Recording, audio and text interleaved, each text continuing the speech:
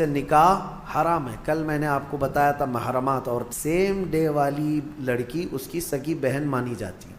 آدم علیہ السلام کے بچے جو ہوتے تھے روز ایک لڑکا ایک لڑکی، روزانہ حضرت حوا حاملہ ہوتی اور شام تک ان کو بچے ہو جائے، 2 بچے۔ اللہ کی قدرت کاملہ ہے، کیونکہ نسل انسانی کو اس وقت بڑھانا تھا، تو روزانہ 2 بچے، ایک لڑکا اور ایک لڑکی۔ پہلے دن پیدا ہوئے حابیل، اور اس کے بعد ان کے ساتھ جو پیدا ہوئی وہ اقلیمہ نام سے تھی۔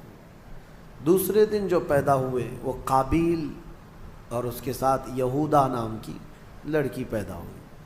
اب قانون شریعت یہ تھا آدم علیہ السلام کی امت کا، امت کون ہے؟ ان کی اولاد ہی۔ اب قانون آدم علیہ السلام چونکہ رسول تھے، شریعت کا قانون یہ تھا کہ آج جو پیدا ہوا لڑکا ہے وہ کل پیدا ہونے والی لڑکی کے ساتھ نکاح کر سکتا ہے۔ سیم ڈے والی لڑکی اس کی سگی بہن مانی جاتی، حالانکہ سب بہن ہیں، لیکن سیم ڈے جو پیدا ہوئی وہ لڑکی اور وہ لڑکا شادی نہیں کر سکتے۔ اور آدم علیہ السلام کی شریعت کا ہی یہ قانون۔ میں یہاں رک کر کے تھوڑی بات بتانا چاہوں گا۔ آج جو لڑکا پیدا ہوا ہے وہ کل جو لڑکی پیدا ہو رہی، یہ دونوں بھائی بہن ہیں یا نہیں؟ ایک ہی ماں سے ہیں اور ایک ہی باپ سے ہیں، لیکن چونکہ اس وقت کوئی آبادی ہی نہیں تھی، کوئی دوسری آبادی ہی نہیں تھی۔ شادی ہونا ہے تو انہی میں ہونا ہے، نسل پیدا ہونا ہے تو انہی میں ہونا ہے۔ یہ آدم علیہ السلام کی شریعت میں جائز تھا۔ اب کیا ہمارے لیے یہ جائز ہے کہ آج تم پیدا ہوئے اور 10 سال بعد تمہاری ماں سے دوسری لڑکی پیدا ہوئی تو اس سے تم نکاح کر سکتے ہو، چاہے 50 سال بعد پیدا ہو؟ نہیں، سگی بہن ہے تو اس سے نکاح حرام ہے۔ کل میں نے آپ کو بتایا تھا محرمات عورتیں کیا ہے۔ یہ بات میں اس لیے آپ کے سامنے رکھ رہا ہوں کہ کچھ لوگ جو اپنے آپ کو صوفی کہتے ہیں اور تصوف کا لبادہ اوڑھ کر کے ابھی ایک بہت بڑا ڈھکوسلا چل رہا ہے لوگوں میں گمراہی لانے کے لیے۔ ان کو شریعت سے کوئی مطلب نہیں ہے، وہ کہتے ہیں ہم طریقت والے ہیں، وہ معرفت والے ہیں۔ ان کے ہاں کیا ہے، ایک چیز وہ دلیل کے طور پر لاتے ہیں کہ سجدہ کرنا اپنے پیر و مرشد کو یا قبروں کو یا اولیاء کو جائز ہے۔ وہ اس لیے کہتے ہیں کہ کیا آپ کو نہیں پتہ آدم علیہ السلام کو سارے فرشتوں نے سجدہ کیا تھا؟ آدم علیہ السلام کو سجدہ کرایا گیا تھا نا، لیکن یہ انہیں فرق نہیں معلوم۔ فرشتوں کا سجدہ تھا آدم علیہ السلام کے لیے، وہ عبادت کا سجدہ نہیں تھا، وہ تعظیم کا سجدہ تھا۔ وہ کیا تھا؟ تعظیم کا۔ اور حکم کس کا تھا؟ اللہ کا تھا۔ اور پھر ان کے ہاں ایک دلیل ہے، یہ صوفی جو کہتے ہیں، گمراہ لوگوں کے بارے میں کہہ رہا ہوں، جو اوریجنل صوفی ہیں الحمدللہ وہ میرے مصطفیٰ کی شریعت کے پابند ہوتے ہیں۔ اصل صوفی دیکھنا ہو تو غوث اعظم ہے، اصل صوفی سرکار غریب نواز ہے، وہ شریعت پر پورے کامل طور پر پابند تھے۔ اور ایک دلیل وہ یہ دیتے ہیں کہ یوسف علیہ السلام کو ان کے باپ اور ان کے 11 بھائی سارے لوگوں نے سجدہ کیا تھا، وہاں بھی وہ تعظیم کا سجدہ تھا۔ پہلی شریعتوں میں تعظیم کا سجدہ جائز تھا، لیکن میرے مصطفیٰ کی شریعت میں تعظیم کا سجدہ بھی جائز نہیں، تعظیم کا سجدہ بھی جائز نہیں۔ نہ کسی پیر کو، نہ کسی فقیر کو، نہ کسی ولی کو، کسی کو بھی سجدہ کرنا جائز نہیں ہے۔ میں ان کو الزامی جواب کے طور پر یہ کہتا ہوں، جو لوگ کہتے ہیں آدم علیہ السلام کو کیا سجدہ نہیں کیا گیا تھا، تو آدم علیہ السلام کی شریعت پہ چل رہے ہو یا محمد الرسول اللہ کی شریعت پہ چل رہے ہو؟ اگر آدم علیہ السلام کی شریعت پہ چل رہے ہو تو ان کے ہاں بہن سے نکاح بھی جائز تھا، کیا تم کر سکتے ہو؟ شریعت منسوخ ہو جاتی ہے، ایک نبی کے جانے کے بعد دوسرے نبی آئے، ان کی شریعت الگ ہو گئی، لیکن میرے نبی کے آنے کے بعد پچھلی تمام شریعتیں ختم ہو گئی۔ اب جو بھی چلے گی وہ کیا ہے؟ آئی نئی حکومت، سکہ نیا چلے گا، اور ابھی نبی کریم صلی اللہ علیہ وسلم کی شریعت، حتیٰ کہ قیامت کے قریب عیسیٰ علیہ السلام بھی تشریف لائیں گے تو فرمایا گیا وہ شریعت مصطفیٰ کے مطابق عمل کریں گے۔ وہ اپنی شریعت لے کر نہیں آئیں گے۔ حالانکہ عیسیٰ علیہ السلام نبی بھی ہیں، رسول بھی ہیں، ان کے زمانے میں ان کی شریعت تھی، لیکن قیامت کے قریب اب عیسیٰ علیہ السلام آئیں گے تو کس کی شریعت پر عمل کریں گے؟ ہمارے نبی پاک صلی اللہ علیہ وسلم۔ اب سنیے، آدم علیہ السلام کے بڑے بیٹے حابیل اور قابیل کا واقعہ اس میں آیا ہے۔ کیا واقعہ ہے؟ ہوا یہ کہ حابیل کے ساتھ جو لڑکی پیدا ہوئی ان کے ساتھ نکاح نہیں جائز تھا۔ دوسرے دن جو لڑکی پیدا ہوئی یہودا، اس کے ساتھ حابیل کا نکاح ہونا تھا، اور قابیل جو دوسرے دن والا ہے اس کا نکاح پہلے دن والی لڑکی سے ہونا تھا۔ لیکن مسئلہ یہ تھا کہ قابیل کو یعنی چھوٹے بھائی کو اپنے ساتھ جو پیدا ہوئی وہ لڑکی زیادہ پسند تھی، وہ خوبصورت بھی زیادہ تھی، وہ لڑکی زیادہ خوبصورت تھی، اور اسے اپنے ساتھ پیدا ہوئی لڑکی سے ہی شادی کرنا تھا۔ آدم علیہ السلام نے منع فرما دیا کہ اللہ کا حکم ہے تم اس سے نکاح نہیں کر سکتے، اس لیے کہ یہ تمہاری سگی بہن ہے۔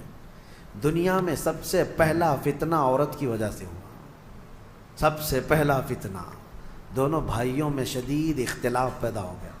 حابیل اور قابیل میں اتنا شدید اختلاف پیدا ہوا کہ ایک لڑکی سے نکاح کرنا ہے، شادی کرنا ہے۔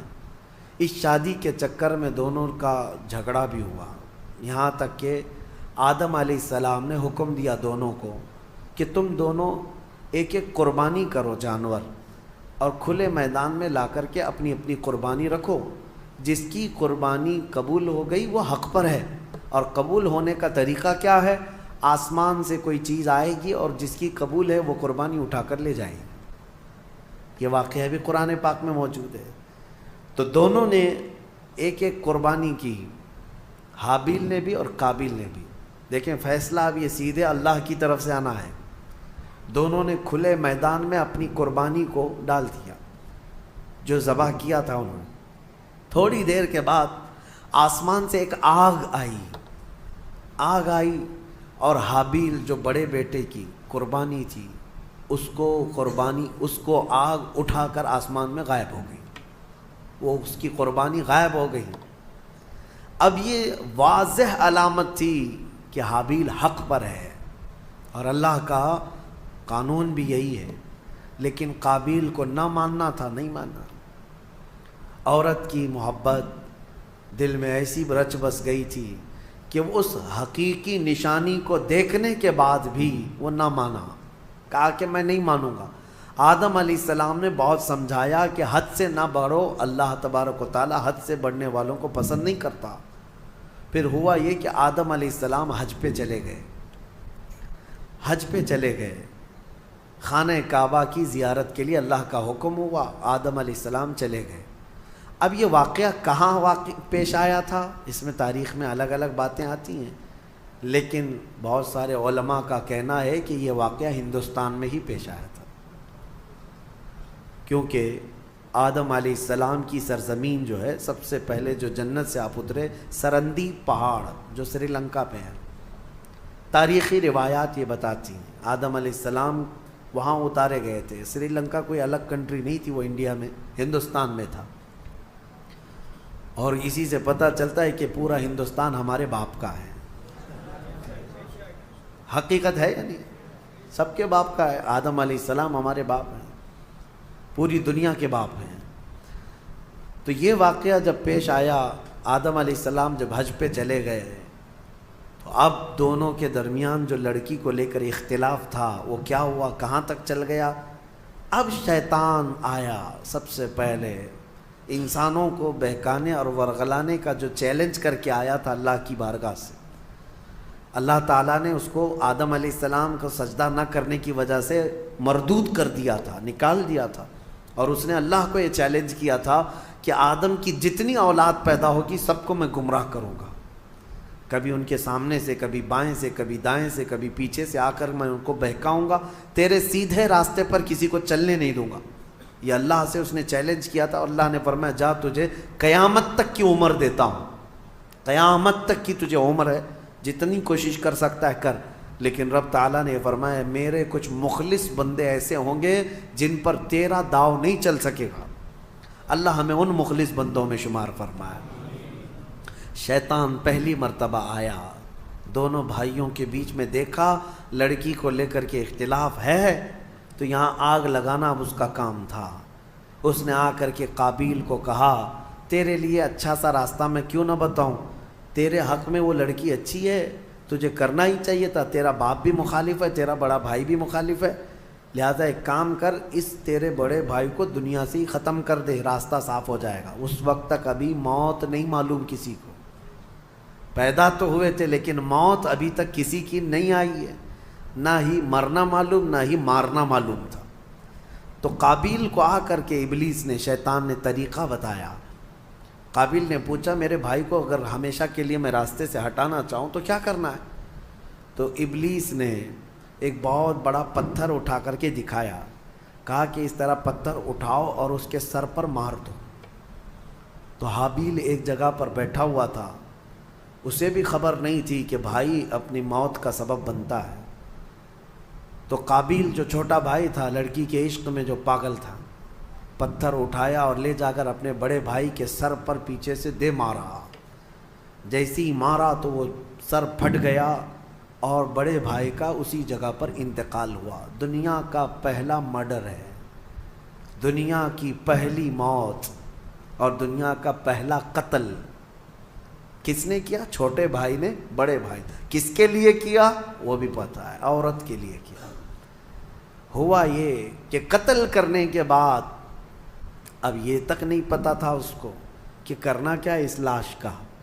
اللہ فرماتا ہے فَبَعَثَ اللَّهُ غُرَابًا يَبْحَثُ فِي الْأَرْضِ، اللہ تعالیٰ نے کوے کو بھیجا۔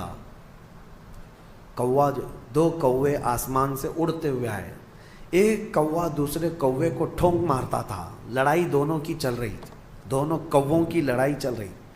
قرآن میں اللہ نے بیان فرمایا اس کو، لڑتے لڑتے ایک کوے نے دوسرے کوے کو اتنا مارا کہ زمین پر گر گیا، ایک کوا مر گیا، دوسرا کوا بیٹھا تھا۔ ایک زندہ کوا ہے اور ایک مردہ کوا ہے، کوے بھی دونوں بھائی ہی ہوں گے، اور کیا پتہ وہ بھی کسی لڑکی کے لیے لڑ رہے ہوں، لیکن یہ تو تفسیر میں نہیں ہے، کیوں لڑ رہے تھے یہ تو نہیں معلوم، لڑے اور مارا بھی ایک کوے نے اور مر گیا دوسرا کوا۔ تو رب تعالیٰ فرماتا ہے پہلے کوے نے اپنے پیروں سے زمین کھودنا شروع کیا، کچھ زمین کھودا اور مرے ہوئے کوے کو اس گڑھے میں دھکیل دیا اور پھر پیروں سے اس کے اوپر مٹی ڈال دیا۔ تو قابیل وہ کووں کی اس حرکت کو دیکھ رہا تھا، اس کے بعد اسے یہ پتہ چلا کہ اپنے مرے ہوئے بھائی کو اس طرح زمین میں چھپا دینا چاہیے۔ تو پہلی مرتبہ قابیل نے خود قبر کھودی اور حابیل کو اس کے اندر دفن کر دیا اور اس پر مٹی ڈال دیا۔ یہ دنیا کا پہلا قتل تھا ایک عورت کے حصول کے لیے، لیکن بتایا گیا کہ اس قابیل کو بھی وہ عورت نہیں مل سکی۔ آدم علیہ السلام جب تشریف لائے تو شریعت کا حکم عدولی اور پامالی کرنے کے سزا دی گئی اس شخص کو، قابیل کو۔ عورت نہ اس کو ملی نہ اس کو ملی۔ یہ دنیا ایسی ہے جس کو امام اہل سنت فاضل بریلوی رحمۃ اللہ علیہ نے کیا ہی بہترین انداز میں فرمایا، شہد دکھائے زہر پلائے، قاتل ڈائن شوہر کش، اس مردار پہ کیا للچائے، دنیا دیکھی بھالی ہے۔ ہاں یہ شہد دکھتا ہے، ہوتا زہر ہے۔ اب اس کے بعد آیت جو آئی ہے وہ ہمارے لیے سب سے بڑی عبرت کی آیت ہے۔ رب تعالیٰ فرماتا ہے من اجل ذالک کتبنا علی بنی اسرائیل، اسی وجہ سے اللہ فرماتا ہم نے یہ لکھ دیا کہ جس نے کسی ایک جان کو قتل کیا، ایک جان کو قتل کیا، اللہ فرماتا ہے فَكَأَنَّمَا قَتَلَ النَّاسَ جَمِيعًا، گویا کہ اس نے پورے انسانوں کا قتل کیا، پورے انسانوں کا قتل کیا۔ وَمَنْ أَحْيَاهَا فَكَأَنَّمَا أَحْيَا النَّاسَ جَمِيعًا، اور جس نے کسی ایک جان کو بچایا گویا کہ اس نے پورے انسانوں کو بچایا۔ یہ اللہ کا قانون ہے، جس نے ایک قتل کیا اس نے پورے انسانوں کا قتل کیا۔ اب یہاں سے قیامت تک جتنے مرڈر ہوں گے، قتل ہوں گے، ان سب قتل اور مرڈر کا گناہ اس قابیل کو دیا جائے گا جس نے سب سے پہلا قتل دنیا میں کیا۔ لیکن کوئی یہ نہ سمجھے کہ اس کو نہیں ملے گا، سب قابیل پہ جائے گا۔ ہاں یہ سوچ کر کے مرڈر شروع ہو جائے۔ قتل کرنے کا گناہ خود کا گناہ تو ہے ہی، لیکن اتنا بڑا گناہ اس کو بھی دیا جائے گا جو فرسٹ ٹائم شروع کیا ہے۔ اور اسی قاعدے کے مطابق کوئی بھی برا کام تم شروع کر رہے ہو، یاد رکھو اگر اس کی پیروی کرتے دوسرے لوگ بھی وہ گناہ میں ملوث ہوئے، ان سب کے گناہ کا بوجھ بھی تمہارے اوپر ڈالا جائے گا۔ ہو سکے تو کوئی نیا کام اچھا شروع کر دو تاکہ اس کی فالو کرتے کرتے لوگ ان کی نیکیاں تم تک آتی رہیں قیامت تک۔ کوئی برا کام تم نے، بہت سارے لوگ فیشن شروع کرتے ہیں، ان کو ایسا لگتا ہے کہ یہ میرا فیشن ہے، ایک نیا فیشن۔ گناہ کو اگر فیشن شروع کیا، نیکی کو فیشن بناؤ۔ اگر اس کی کوئی اقتدا کر لیا تو اس کا ثواب تمہیں ہے۔ مثال کے طور پر نماز میں، نماز کے بعد ہم تسبیح پڑھنا شروع کر دی، سبحان اللہ و بحمدہ سبحان اللہ العظیم، لوگ اس کو نقل کرتے رہے۔ جس نے بھی جہاں پر بھی شروع کیا، جب تک پڑھا جاتا رہے گا شروع کرنے والے کو اس کا ثواب ملتا رہے گا۔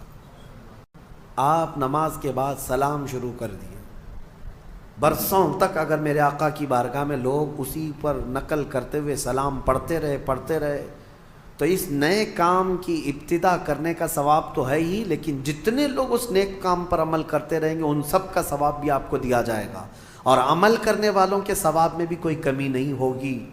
اسی طرح گناہ کا مسئلہ ہے،